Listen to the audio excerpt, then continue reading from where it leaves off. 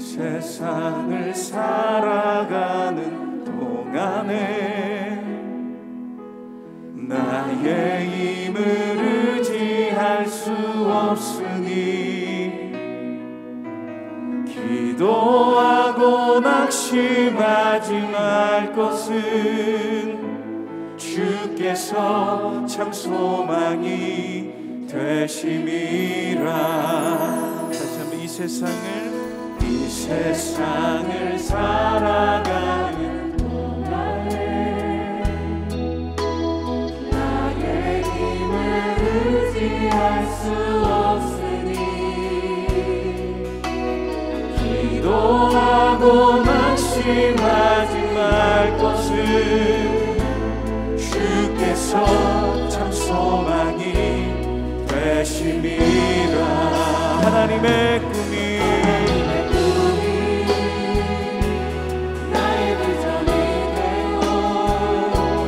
예수님의 성품이 나의 인격이 되고 성령님의 권능이 나의 능력이 되길 원하고 바라고 기도합니다. 주의 길을 걸어가는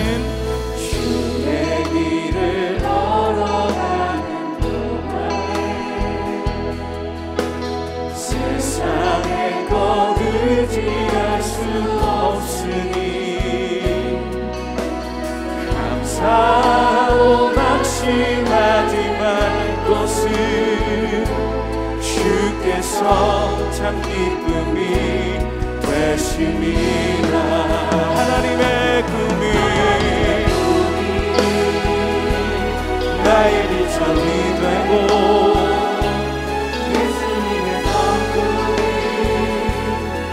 인격이 되고 성령님의 권능이 나의 능력이 되길 원하고 바라고 기도합니다.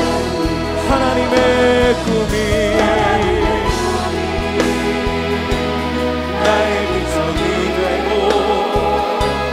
예수님의 성품이 나의 인격이 되고 성령님의 권능이 나의 능력이 되길 원하고 바라고 기도합니다. 제10장.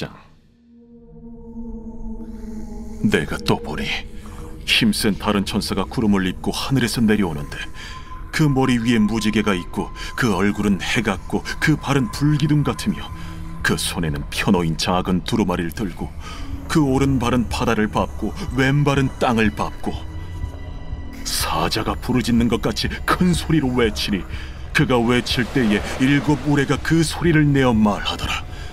7 우레가 말을 할 때에 내가 기록하려고 하다가 곧 들으니 하늘에서 소리가 나서 말하기를 7 우레가 말한 것을 인봉하고 기록하지 말라. 내가 본 바 바다와 땅을 밟고 서 있는 천사가 하늘을 향하여 오른손을 들고 세세토록 살아계신 이 곧 하늘과 그 가운데 있는 물건이며 땅과 그 가운데 있는 물건이며 바다와 그 가운데 있는 물건을 창조하신 이를 가리켜 맹세하여 이르되 지체하지 아니하리니 7째 천사가 소리내는 날 그의 나팔을 불려고 할 때에 하나님이 그의 종 선지자들에게 전하신 복음과 같이 하나님의 그 비밀이 이루어지리라 하더라. 하늘에서 나서 내게 들리던 음성이 또 내게 말하여 이르되 내가 가서 바다와 땅을 밟고 서 있는 천사의 손에 펴놓인 두루마리를 가지라 하기로 내가 천사에게 나아가 작은 두루마리를 달라 한즉 갖다 먹어버리라. 내 배에는 쓰나 내 입에는 꿀같이 달리라. 내가 천사의 손에서 작은 두루마리를 갖다 먹어버리니 내 입에는 꿀같이 다나 먹은 후에 내 배에서는 쓰게 되더라. 그가 내게 말하기를 내가 많은 백성과 나라와 방언과 임금에게 다시 예언하여야 하리라. 요한계시록 6장에서 16장은 4개의 사이클이 등장합니다. 7개의 인, 7개의 나팔, 7개의 표적, 7개의 대접입니다. 요한이 살던 당시는 도미티안 황제가 그리스도인에게 극심한 박해를 가하던 때였습니다. 그는 그 박해를 묵시문학으로 표현했습니다. 7개의 인이 그 내용을 담고 있습니다. 7개의 인을 연달아 떼지 않고 6개의 인이 떼어진 후 잠시 멈춰요. 이 막간의 역할을 하는 것이 요한계시록 7장인데요.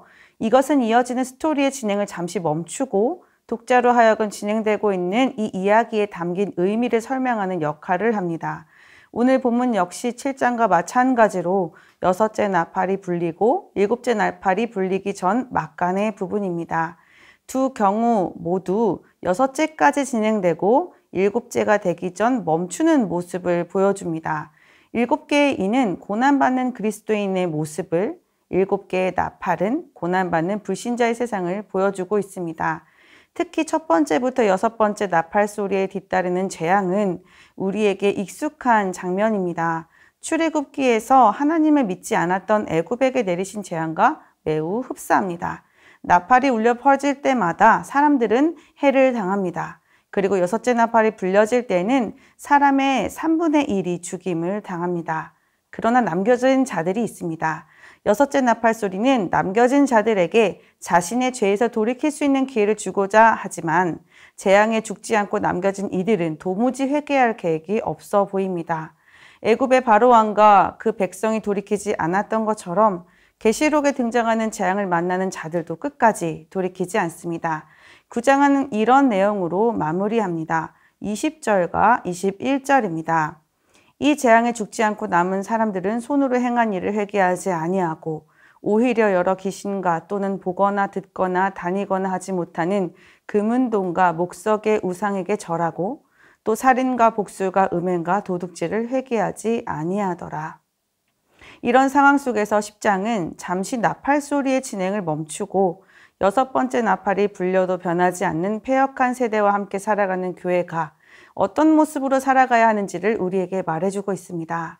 오늘 본문을 통해 우리가 살아가는 이 시대가 어떤 시대이며 우리를 향한 하나님의 사랑과 그 사랑에 담겨있는 우리 사명의 중요함을 마음에 새기는 은혜가 있기를 원합니다. 요한이 보니 힘이 센 다른 천사가 하늘로부터 내려옵니다. 앞서서 나팔을 불었던 천사들, 6째 나팔을 가진 천사와는 다른 구분된 천사입니다. 그런데 이 천사의 모습 때문에 혹시 이 천사는 하나님 아니신가?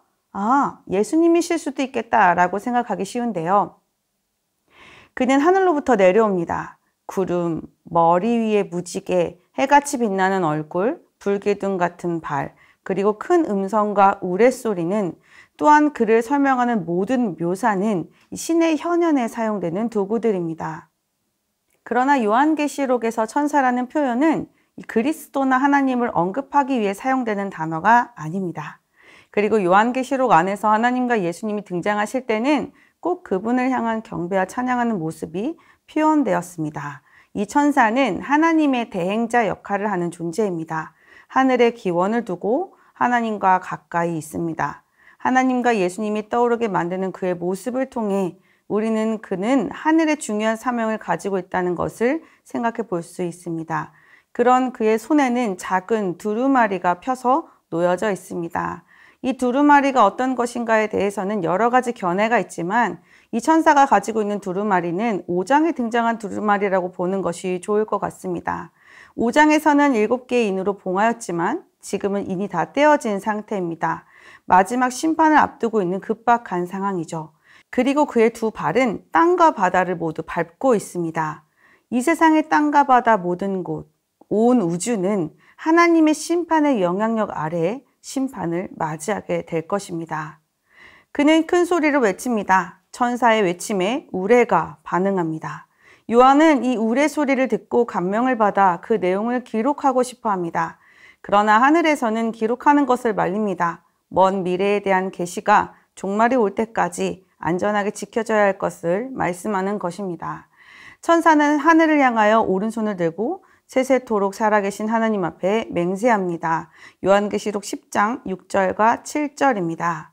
세세토록 살아계시니 곧 하늘과 그 가운데 있는 물건이며 땅과 그 가운데 있는 물건이며 바다와 그 가운데 있는 물건을 창조하신 이를 가리켜 맹세하여 이르되 지체하지 아니하리니 일곱째 천사가 소리내는 날 그의 나팔을 불려고 할 때에 하나님이 그의 종 선지자들에게 전하신 복음과 같이 하나님의 그 비밀이 이루어지리라 하더라. 세상의 끝 마지막 날은 지체하지 않고 반드시 옵니다. 그때 하늘에서 음성이 들립니다. 가서 바다와 땅을 밟고 있는 천사의 손에 펴놓인 두루마리를 가지라. 요한은 천사에게 다가가 작은 두루마리를 요청합니다. 그때 천사가 말합니다. 갖다 먹어라. 갖다 먹어버려라. 내 배에는 쓰나 내 입에는 꿀같이 달리라. 먹어보니 정말 꿀같이 달았지만 배에선 쓰게 됩니다. 천사는 말합니다. 너가 많은 백성과 나라와 방언과 임금에게 다시 예언하여야 하리라. 지금 이 시대는 어떤 시대인가요? 우리가 살고 있는 이 시대는 어떤 위치에 있을까요? 지금 우리는 6째 나팔 소리가 나고 7째 나팔을 불기 전 막간 요한계시록 10장의 시대를 살고 있습니다.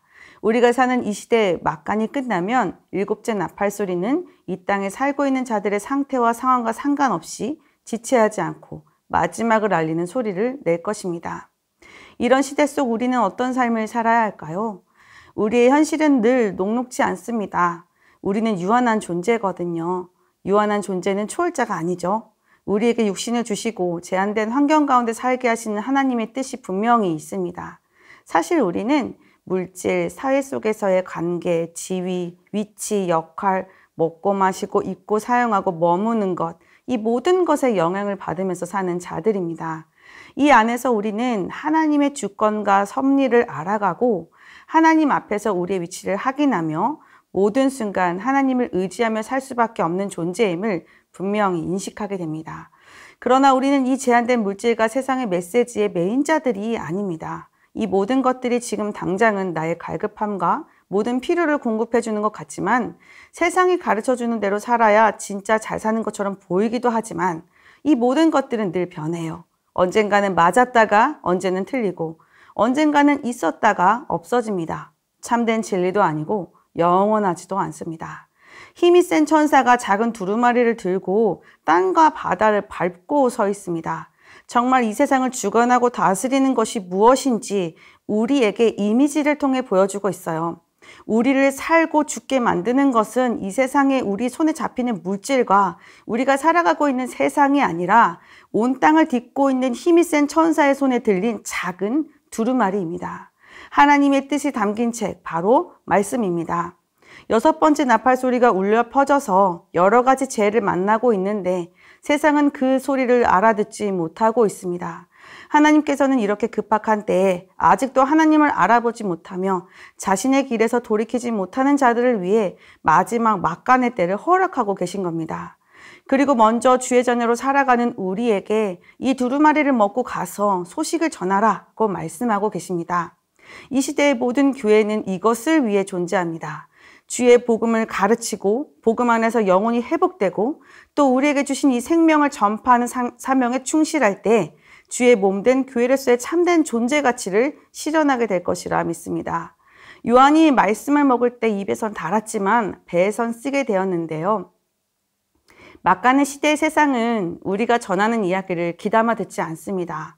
받아들이지를 않아요. 듣지도 않고 반기지도 않고 인정하지도 않습니다. 오히려 조롱합니다. 이렇게 세상이 발달되고 살기 좋고 풍요로운데 마지막 때는 무슨 마지막 때. 불가능한 것이 점점 없어지는 시대야. 성경에 있는 것들은 다 옛날 허구 이야기지. 지어낸 신화와 같은 이야기야. 그래도 우리는 전해야 합니다. 그것이 하나님께서 이 시대에 우리에게 주신 사명입니다. 사명을 감당하기 위해서는 이 시대를 알아보고 무엇보다 말씀을 먹는 자들이 되어야 하겠습니다. 그렇다면 말씀을 먹는다는 것은 무엇일까요? 말씀을 많이 듣고 읽고 외우고 말씀에 대한 지식을 쌓고 성경 공부를 충실하게 하는 것 필요합니다. 이런 과정을 통해 더 필요한 한 단계가 있습니다. 우리가 무엇인가를 먹으면 음식물은 우리 몸 안에 들어와 소화가 되고 소화된 음식물은 영양분이 되어 우리의 몸을 구성하는 하나의 요소가 됩니다. 음식물을 먹고 소화한다는 것은 그 음식물이 내가 된다는 것이죠. 말씀을 먹는다는 건 나 자체가 말씀이 되는 것을 말해요. 예수님이 그런 분이셨죠. 말씀이 육신이 되어 우리 가운데 거하시고 우리 가운데 사시면서 하나님의 뜻을 다 이루시고 하나님의 영광을 우리에게 보여주셔서 우리가 그분께 영광을 돌리게 하셨습니다. 예수 그리스도가 가장 모범이 되시는 분이십니다. 그분을 따라 우리도 말씀 가운데서 그렇게 살아갑니다. 그런 모습은 우리 안에서 어떤 과정을 거치게 되나요? 우리에게는 본능이라는 것이 있죠. 나 원래 그래, 그게 나야 라고 표현해주는 모든 것, 취향, 성향, 주관적인 입장, 선택을 하게 되는 원리, 성격.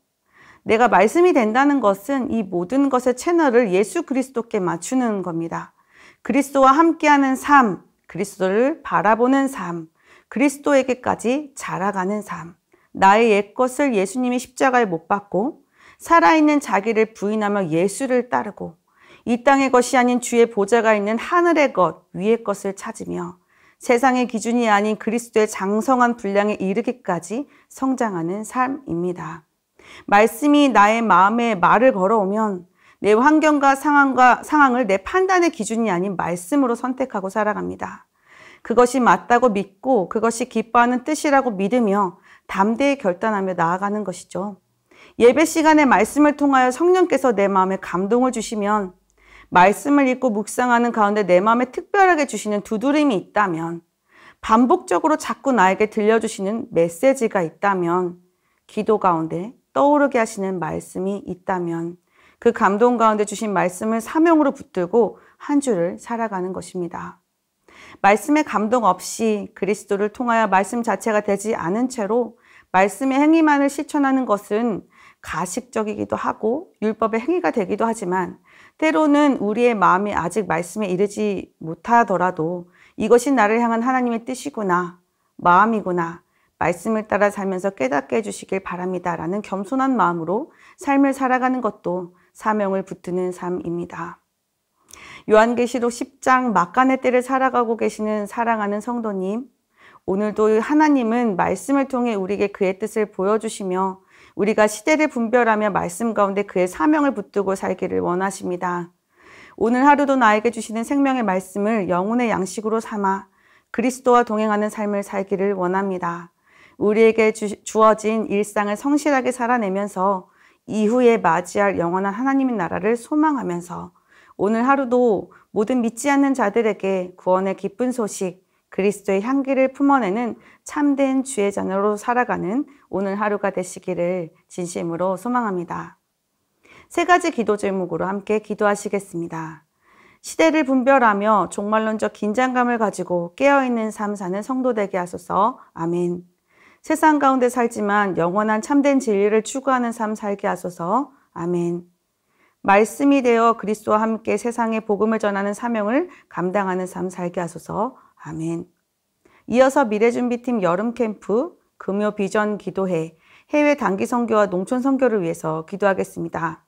7월 19일에서 20일 유치부 여름 캠프를 통해 유치부 어린이, 교사, 부모님 모두 사복음서를 통해 예수님을 깊이 알고 믿고 사랑하게 하시고 말씀을 따라 살게 하소서. 아멘. 이번 금요 비전 기도회에서 말씀 전하시는 김성교 선교사님에게 성령의 충만함을 주시고 말씀을 통해 위로와 도전과 은혜의 시간이 되게 하소서. 온 교회 성도가 기도회를 통해 기도의 문이 열리고 기도의 능력을 경험하게 하소서. 아멘.